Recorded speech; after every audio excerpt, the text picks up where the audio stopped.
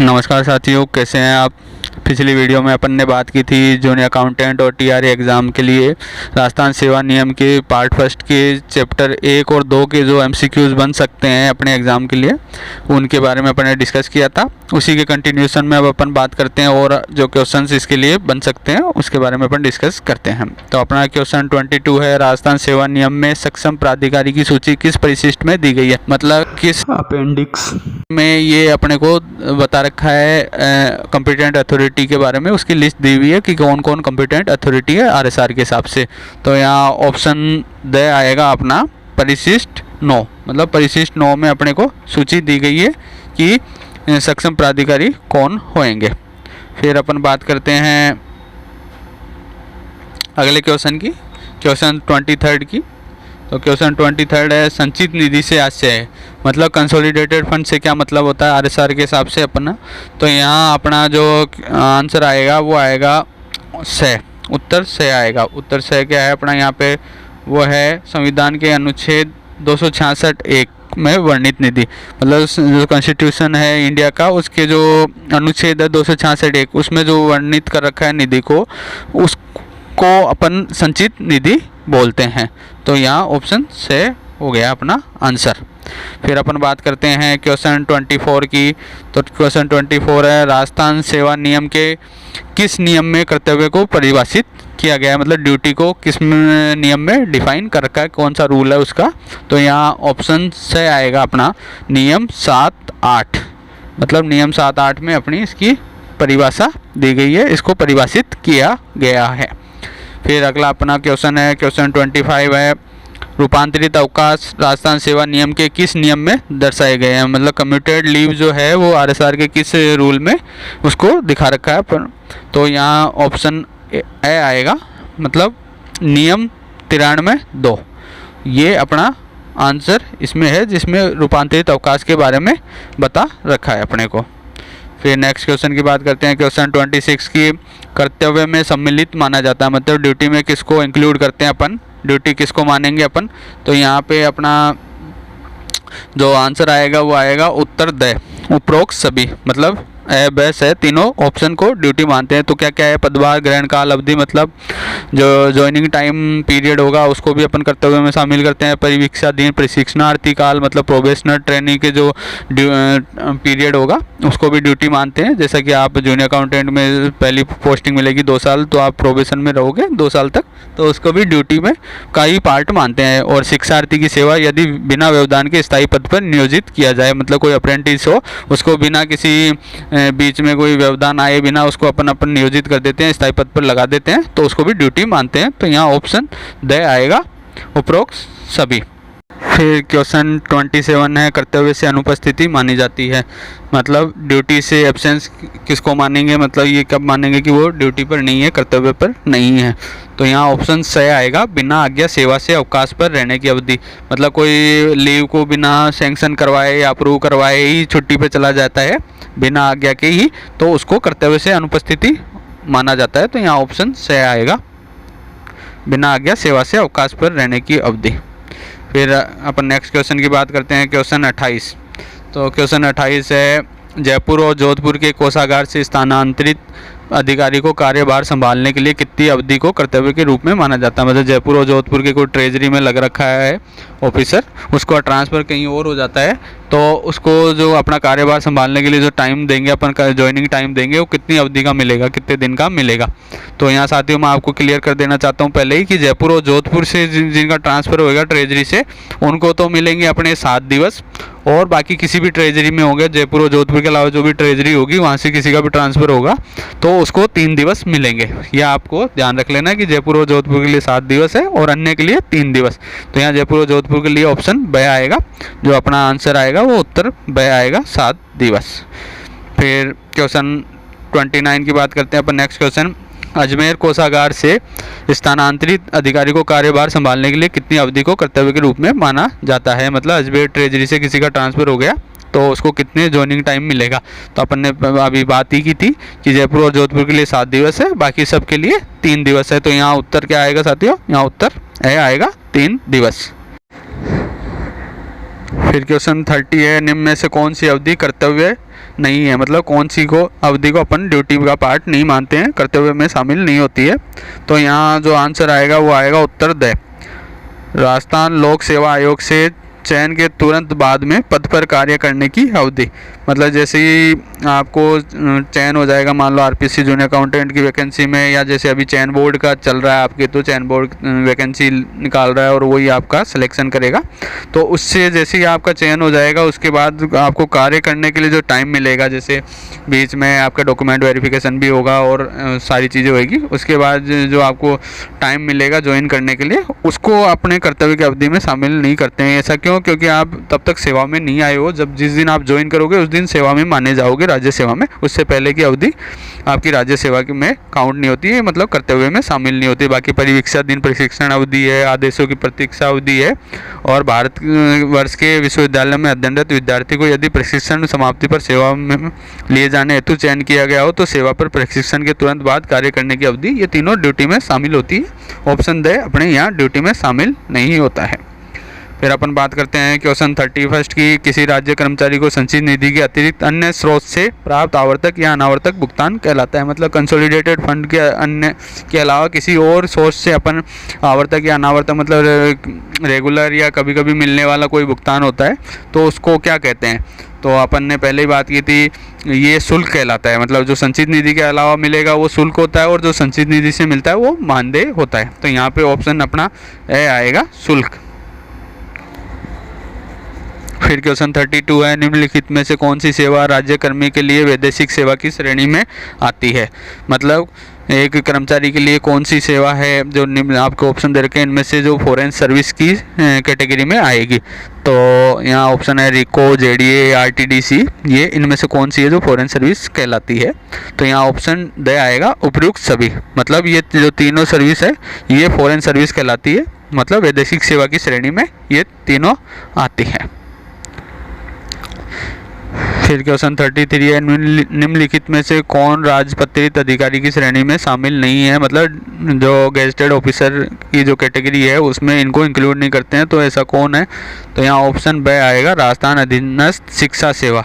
तो बाकी जो कैटेगरियाँ हैं तीनों वो गेजेटेड ऑफिसर की श्रेणी में आती है, मतलब वो गेजेटेड सर्विस कहलाती है। बाकी ये जो ब श्रेणी है राजस्थान अधीनस्थ शिक्षा सेवा, ये गेजेटेड सर्विस नहीं होती है, ये अधीनस्थ सेवा है।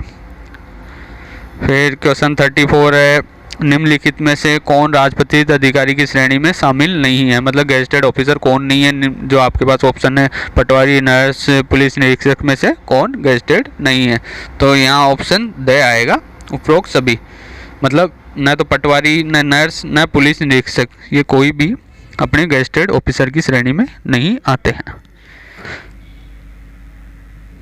फिर क्वेश्चन 35 है, एक राज्य कर्मचारी किसी प्रशिक्षण संस्थान में लेक्चर देता है तो उसे प्राप्त राशि कहलाएगी। मतलब कोई भी कर्मचारी किसी ट्रेनिंग इंस्टीट्यूट में जाके लेक्चर देता है, वहाँ पढ़ाता है, तो उससे जो राशि मिलेगी वो क्या कहलाएगी? तो यहाँ ऑप्शन स आएगा, मानदेय। क्यों मानदेय होगा? वो ऑनोरेरियम क्यों होगा? क्योंकि ये संचित निधि से यानी कंसोलिडेटेड फंड से उसका पेमेंट मिलेगा उसको, इसलिए वो मानदेय की श्रेणी में आएगा। फिर क्वेश्चन 36 है, स्थायी नियुक्ति के फलस्वरूप अर्जित स्थायी पद को धारण करने का अधिकार कहलाता है। मतलब कोई आपकी परमानेंट पोस्टिंग हो गई हो, अपॉइंटमेंट हुआ हो, और उसके बदले आपको स्थायी पद पे को धारण करने का आपको अधिकार मिल गया हो परमानेंट पोस्ट पर, तो उसको उस अधिकार को, उस राइट को क्या कहेंगे? तो यहाँ पर पहले ही बात की थी, उसको अपन पदाधिकार यानी लियन कहते हैं। तो यहाँ उत्तर ब आएगा, पदाधिकार, उसको पदाधिकार अपन कहते हैं। फिर क्वेश्चन 37 है, निम्न में से किस संस्थान द्वारा अर्जित राजस्व स्थानीय निधि में सम्मिलित नहीं है? मतलब कौन सी इंस्टीट्यूट जब अपनी राजस्व यानी अपनी रेवेन्यू जब अर्न करेगी तो वो स्थानीय निधि यानी लोकल फंड में उसको इंक्लूड नहीं करते हैं, उसको शामिल नहीं करते हैं। तो यहाँ ऑप्शन द आएगा, उपरोक्त में से कोई नहीं। मतलब ए बेस है, तीनों की जो राजस्व होगा उसको अपन लोकल फंड मानते हैं, स्थानीय निधि में वो शामिल होती है। तो जिला परिषद, पंचायत समिति और नगर पालिका तीनों की जो भी राजस्व होगी वो स्थानीय निधि कहलाती है।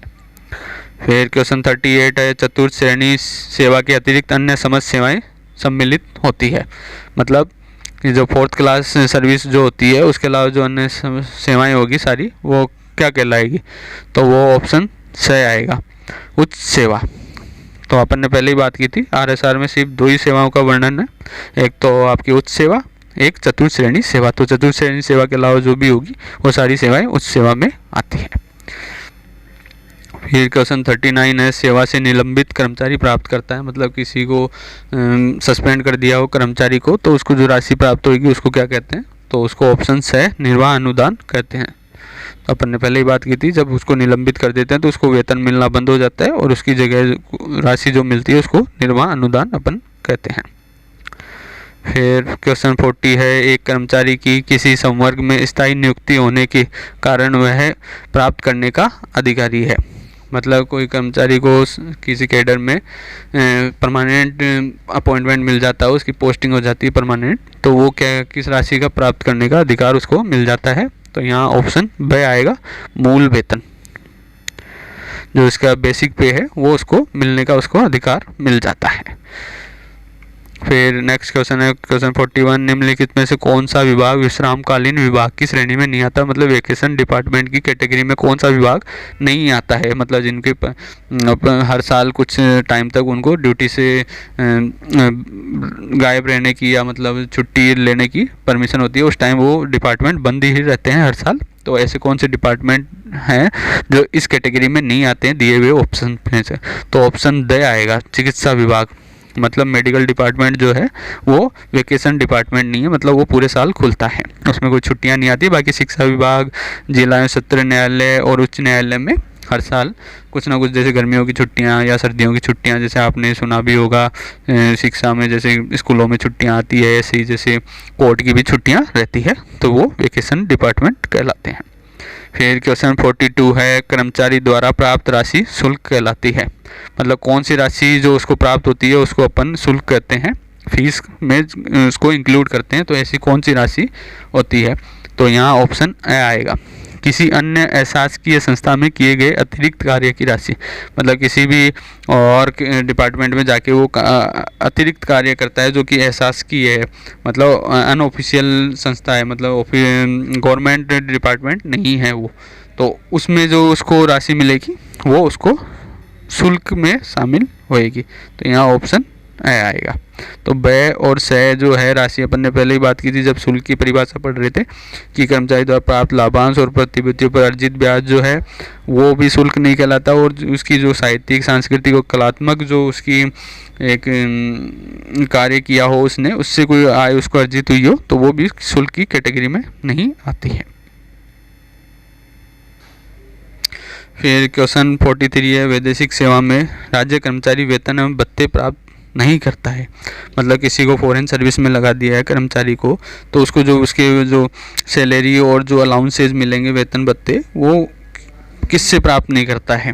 तो अपन ने बात की है राज्य कर्मचारी को जो उसकी सैलरी और भत्ते जो मिलते हैं जब वो गवर्नमेंट सर्विस में होता है तो उसको मिलते हैं उसकी राज्य की संचित निधि से। लेकिन जब वो फॉरेन सर्विस में चला जाता है तो उसको राज्य की संचित निधि से नहीं मिलके अन्य स्रोत से उसको पेमेंट होता है, तो वो वैदेशिक सेवा कहलाती है। तो वैदेशिक सेवा में मतलब किससे पेमेंट नहीं मिलेगा, तो यहाँ अपने को इसकी परिभाषा से ही सब समझ आता है कि उसकी राज्य की संचित निधि से अलावा किसी और से पेमेंट मिलेगा, तो राज्य की संचित निधि से उसको पेमेंट नहीं मिलता है। फिर क्वेश्चन 44 है, राजपत्रित अधिकारी की निम्न में से नहीं है। मतलब गेजेटेड ऑफिसर कौन नहीं है निम्न में से, तो यहाँ ऑप्शन अपना जो आएगा वो आएगा द, सेवानिवृत्त राज्य सेवा अधिकारी। मतलब जो रिटायर हो गया है राज्य सेवा का अधिकारी, वो राजपत्रित अधिकारी नहीं कहलाता। क्यों? क्योंकि वो सेवा में नहीं है, तो वो कोई अधिकारी नहीं है। अब बाकी ए, ब और स कैटेगरियाँ तीनों राजपत्रित अधिकारी की श्रेणी में आती है, तो यहाँ ऑप्शन द आएगा। फिर अपना नेक्स्ट क्वेश्चन है क्वेश्चन 45, राजस्थान सेवा नियम के अनुसार किस परिशिष्ट में विभागाध्यक्ष उल्लेखित है। मतलब हेड ऑफ डिपार्टमेंट के बारे में किस परिशिष्ट में दिया हुआ है, तो यहाँ जो अपना आंसर आएगा वो आएगा उत्तर से परिशिष्ट 14th, मतलब 14 में, परिशिष्ट 14 में हेड ऑफ डिपार्टमेंट के बारे में अपने को बता रखा है RSR में। फिर क्वेश्चन 46 है, पदभार ग्रहण काल अवधि स्वीकृत की जाती है। मतलब ज्वाइनिंग टाइम जो मिलता है वो कब स्वीकृत किया जाता है, तो इसको अपने जो मिलेगा ऑप्शन ब आएगा कर्मचारी का एक स्थान से दूसरे स्थान पर स्थानांतरण होने पर यात्रा के लिए दिया गया समय। मतलब किसी कर्मचारी का ट्रांसफ़र एक स्थान से दूसरे स्थान पर हो गया तो वहाँ पर जाने के ज्वाइन करने के लिए जो टाइम दिया जाएगा उसको, जो यात्रा में उसको समय लगेगा, उसको ज्वाइनिंग टाइम यानी पदभार ग्रहण काल अवधि कहते हैं। फिर क्वेश्चन 47 है, राजस्थान सेवा नियम की परिभाषा में निम्न में से कौन सा अवकाश की श्रेणी में नहीं आता है। मतलब जो लीव है, लीव की श्रेणी में कौन सा अवकाश राजस्थान सेवा नियम में नहीं आता है। तो मैंने जब अवकाश की आपको परिभाषा बताई थी, लीव की परिभाषा बताई थी, तब मैंने स्पेसिफिकली आपको अलग से पर्टिकुलरली बताया था कि कौन सा अवकाश की श्रेणी में नहीं आता। आप थोड़ा सा ध्यान लगाओगे तो आपको याद आ जाएगा।